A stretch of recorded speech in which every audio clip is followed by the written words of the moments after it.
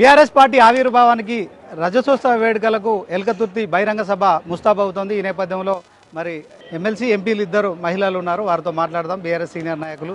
So అక్క సత్యవతి అక్క, చెప్పండి, ఈ సభ ద్వారా ఏం ఎక్స్పెక్ట్ చేస్తున్నారు? ఇప్పుడు ఎన్నికలు లేవు, 3.5 సంవత్సరాలు కాంగ్రెస్ అధికారంలో ఉంటుంది. మరి ఇంత పెద్ద ఎత్తున సుమారు 100 కోట్ల రూపాయలు ఖర్చు పెడుతున్నారు, 10 లక్షల మందిని సమీకరిస్తున్నారు. దీంతో ఏం ఎక్స్పెక్ట్ చేస్తున్నారు?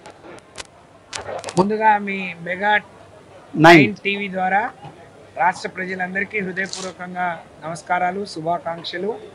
బీఆర్ఎస్ పార్టీ గతంలో టీఆర్ఎస్ పార్టీ ఒక ఉద్యమ పార్టీగా ఆవిర్భవించి అధికారంలోకి వచ్చిన తర్వాత బీఆర్ఎస్ పార్టీగా మారి రేపటితో 24 ఏళ్ళు పూర్తి చేసుకొని 25వ సంవత్సరం సిల్వర్ జూబ్లీ సెలబ్రేషన్కి సిద్ధమైన వేళ ఈరోజు రాష్ట్ర నలుమూల నుంచి ఉండే బీఆర్ఎస్ నాయకులు, కుటుంబ సభ్యులు, తెలంగాణ ప్రజానీకం వాళ్ళ పండగలాగా రేపు బ్రహ్మాండమైన బహిరంగ సభ ఎల్కతుర్తిలో నిర్వహించుకోబోతున్నాం. తెలంగాణ ఉద్యమంలో వరంగల్ జిల్లాకు చరిత్ర ఉంది. అందుకనే తిరిగి అధికారం కోల్పోయిన తర్వాత, 10 ఏళ్ళ అధికారం కోల్పోయిన తర్వాత ఒక ప్రతిపక్ష పార్టీ దేశంలో ఏ రాజకీయ పార్టీ నిర్వహించని విధంగా నా భవిష్యత్తు లాగా ఈ ఎల్కతుర్తి సభ జరగనుంది. మీరంటే 100 కోట్లు కాదు, ఇవాళ అనేక మంది కూలీ నాలి చేసుకొని కూడా స్వచ్ఛందంగా ఈ సభకు తరలి వస్తున్నారు. మాకు బాగా డిమాండ్ ఉంది. ఉదాహరణకు వరంగల్ జిల్లా, ఉమ్మడి వరంగల్ జిల్లా 2 లక్షల మంది అనుకుంటే 3 లక్షల పైగా వరంగల్ నుంచి రావడానికి మరి కార్యకర్తలు ఉత్సాహం చూపిస్తున్నారు. కేసీఆర్ గారి తెలంగాణ ఉద్యమంలో కేసీఆర్ గారు ఈ దేశంలో ఉన్న అనేక రాజకీయ పార్టీలను ఒక తాటి మీదకి తీసుకొచ్చిండ్రు. ఈ రాష్ట్రంలోనే ఉండే ప్రజానీకానికి మరి ఒక తాటి మీద తీసుకొచ్చి ఆ రోజున కాంగ్రెస్ ప్రభుత్వం మెడలు వంచి తెలంగాణ సాధించిండు. తెలంగాణ పోరాట యోధుడు మాకు పాలకుడుగా ఉంటే మాకు మేలు జరుగుతుందని భావించిన తెలంగాణ ప్రజానీకం 2 సార్లు కేసీఆర్ గారికి ఆ రోజు టీఆర్ఎస్కు తర్వాత బీఆర్ఎస్కు పట్టం కట్టిండు. దేశంలో ఎక్కడా లేని సంక్షేమాన్ని, అభివృద్ధిని చేసి చూపించిన నాయకుడు. చరిత్ర ఎప్పుడు చూసినా కొంతమంది పోరాట యోధులు ఉంటారు, వాళ్ళకు పోరాటం చేయటమే వచ్చు, ఉద్యమం చేయటమే వచ్చు.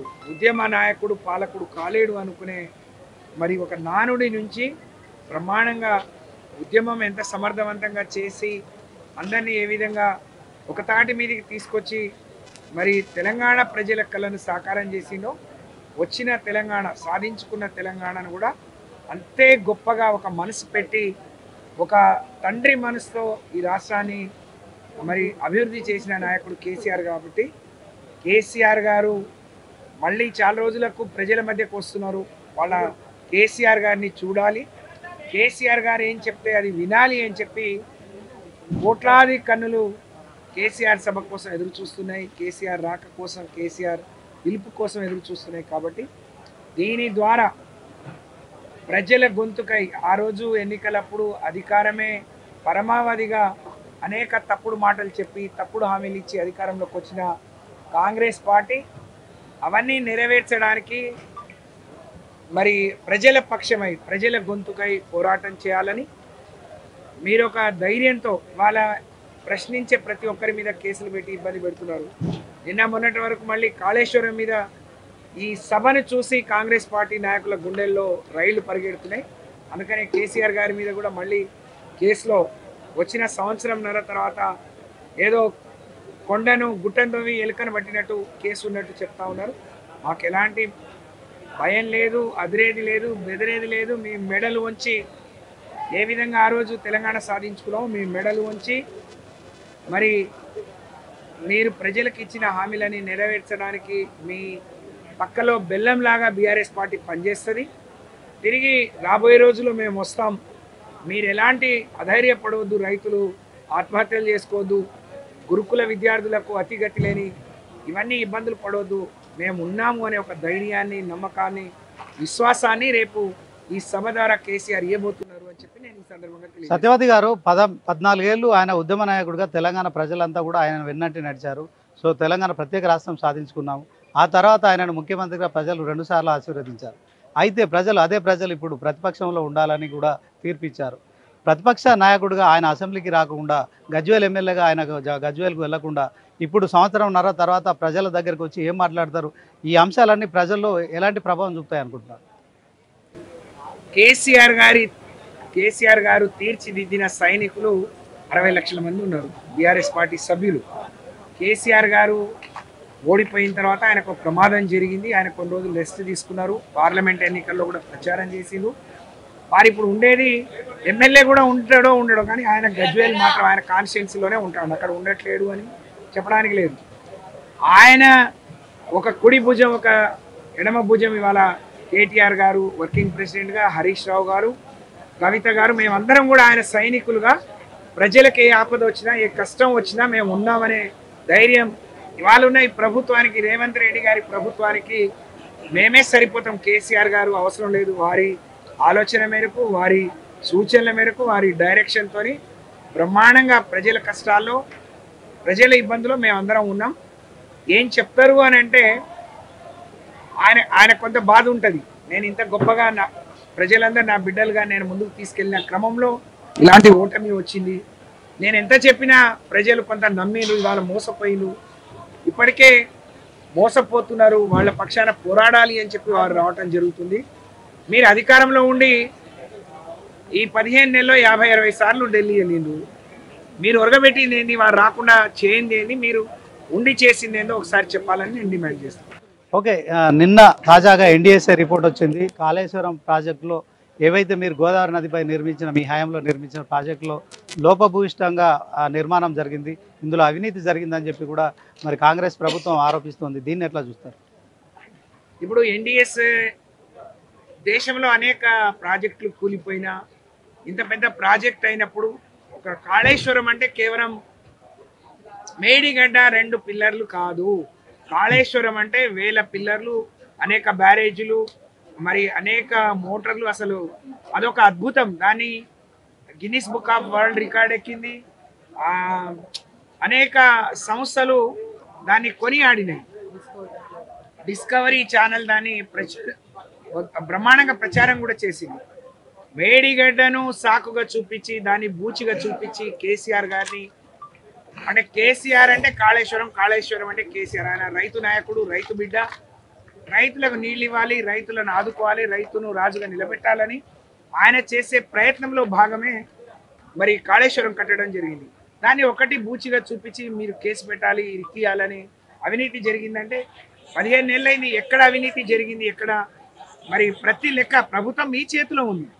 మాకేం భయం లేదు, మాకేం ఆందోళన లేదు. నిజంగా తప్పు జరిగి ఉంటే ఎక్కడ జరిగిందో దాన్ని బయట పెట్టండి. దానికి అన్నిటినీ ఎదుర్కోవడానికి మేము సిద్ధంగా ఉన్నాం, మేము పోరాటానికి సిద్ధంగా ఉన్నాం.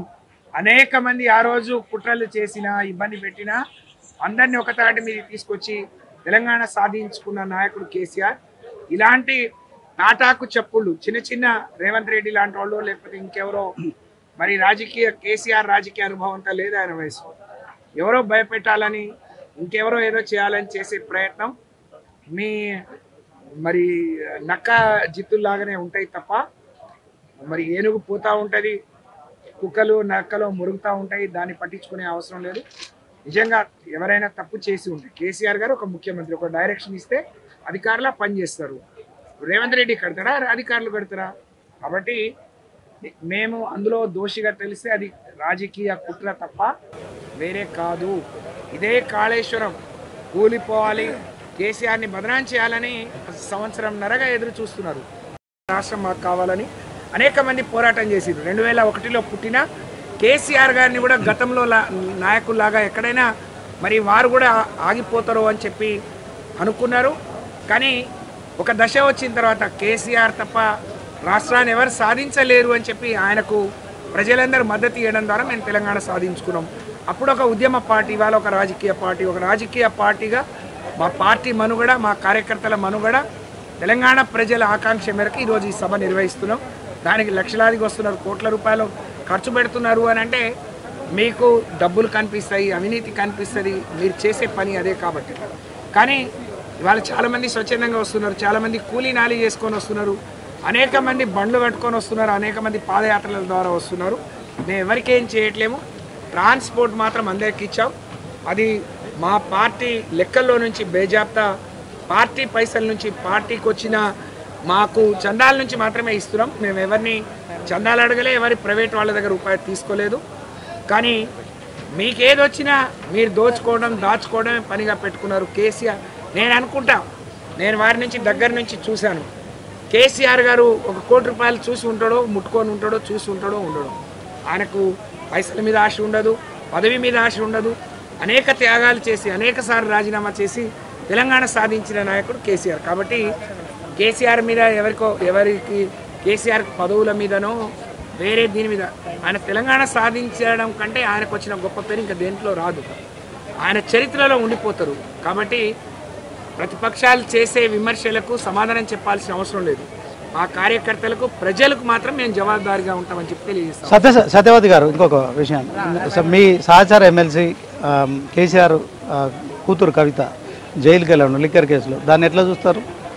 అది ఏం లేదని తెలిపోయింది కదా. ఇప్పటి వరకు ఆ లిక్కర్ లేదు, పైసా లేదు, ఏం లేదు. కావాలని కేసీఆర్ గారి బలహీనత ఒక బిడ్డగా ఆయన కేసీఆర్ని దెబ్బతీయాలంటే ఏం చేయాలని వాళ్ళు సంకల్పించారు. మేము ఆ రోజే చెప్పాం. మేమందరం ఢిల్లీ వెళ్ళాం. కడిగిన ముత్యంలా కవిత బయటకు వస్తుందని చెప్పినాం. అలాగే వచ్చింది. ఈ రోజు వరకు కవిత తప్పు చేసినట్టు కానీ లేకపోతే లిక్కర్ స్కామ్లో డబ్బులు చేతులు మారినట్టు కానీ ఏ ఒక్కటి ప్రూవ్ చేయలేకపోయారు. నరేంద్ర మోడీ గారు అధికారంలోకి వచ్చిన తర్వాత అనేక మంది మీద ఈడీ అలాగే సిబిఐ కేసులు పెట్టిండ్రు. రాజకీయంగా లొంగపరుచుకోవడానికి ఇబ్బంది పెట్టడానికి చేసే ఒక జిమ్మిక్కు తప్ప, ఒక చౌకబారు ప్రయత్నం తప్ప ఇంకోటి కాదు.